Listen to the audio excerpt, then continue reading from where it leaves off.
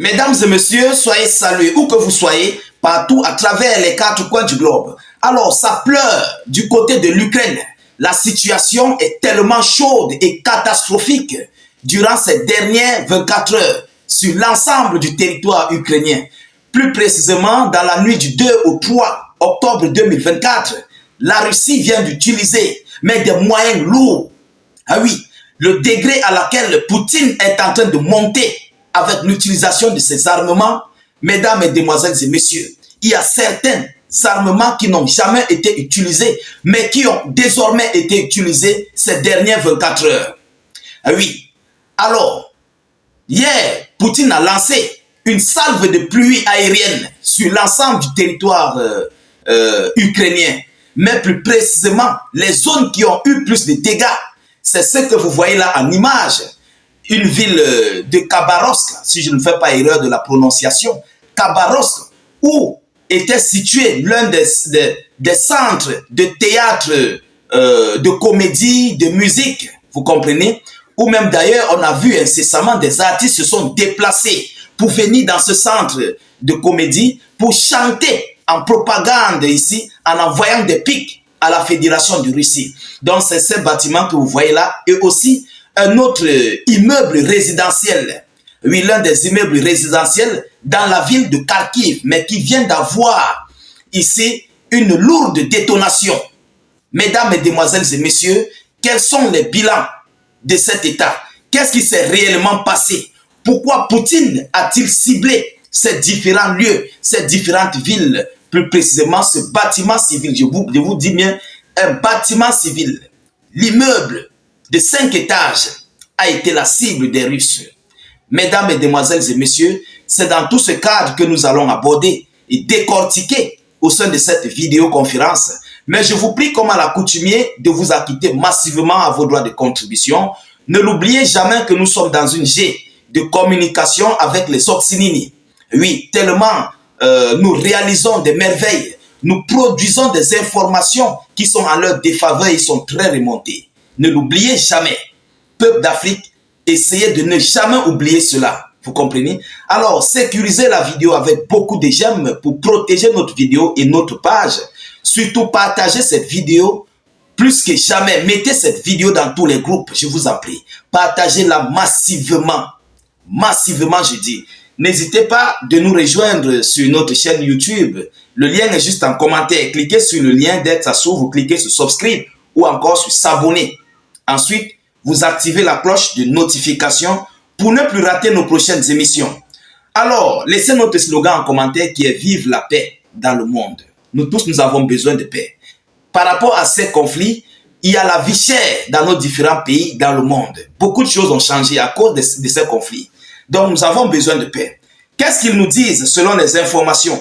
La Russie a bombardé la ville de Kharkiv il y a quelques minutes. Ça, c'était à 21h, heure d'Afrique, que j'ai reçu cette information. À 21h, heure d'Afrique, que j'ai reçu cette information. Je ne sais pas quelle heure il était du côté de la Russie. Donc, ils nous disent que la Russie a bombardé la ville de Kharkiv il y a quelques minutes en utilisant une bombe FAB. Et ce n'est pas n'importe quelle. Poutine a commencé à utiliser des bombes FAB 5000. Oui, ils sont quittés sur les bombes FAB 1500, 2000. Ils sont sur les bombes FAB 5000. Mais le degré de destruction, mesdames et messieurs, non, plus rien ne va, hein, c'est très fort. Ce que la Russie est en train de faire présentement, c'est très très fort. Alors écoutez, d'après les habitants de la ville, un immeuble de 5 étages a été détruit. Une dizaine de véhicules sont également envoyés en fumée et plusieurs repos éternels et de toucher. Je ne peux pas vous mettre les images en question, c'est pourquoi j'ai pris certaines images qui ne touchent pas beaucoup à la sensibilité et c'est pourquoi je les ai affichées là. Alors, selon les informations, deux bombes FAB ont frappé la ville de Zolitchi. Un autre FAB a frappé directement un immeuble résidentiel de 5 étages sur Severnia Saltivka à Kharkiv. Voilà les zones qui ont été touchées dans la localité de Kharkiv. Vous comprenez? Donc Kharkiv seul a reçu 3 bombes FAB et de haute ampleur, c'est-à-dire de haute puissance. Vous comprenez? Donc, le chef de la police de la région de Kharkiv, Volodymyr Timosko, s'exprime en vidéo en déplorant les dégâts. Eux-mêmes, ils ont reconnu les dégâts. Mesdames et messieurs, une dizaine de repos éternels et des dizaines de blessés et de nombreux dégâts en matériel. Vous comprenez? Alors, pourquoi Poutine a ciblé cette localité? Je vais entrer dans les décorticages. Le théâtre de comédie musicale complètement envoyé en fumée à Khabarovsk, voilà, Khabarovsk, sur 1000 mètres carrés, a rapporté le ministre de situation d'urgence russe. Donc, voilà la localité de Khabarovsk, un théâtre de comédie musicale. C'est ce théâtre qui sert aux Ukrainiens de se réunir, plus précisément des blogueurs militaires ukrainiens, ceux qui font dans la musique, les comédies, d'envoyer des pics, de faire des musiques à propagande, mais contre la Russie.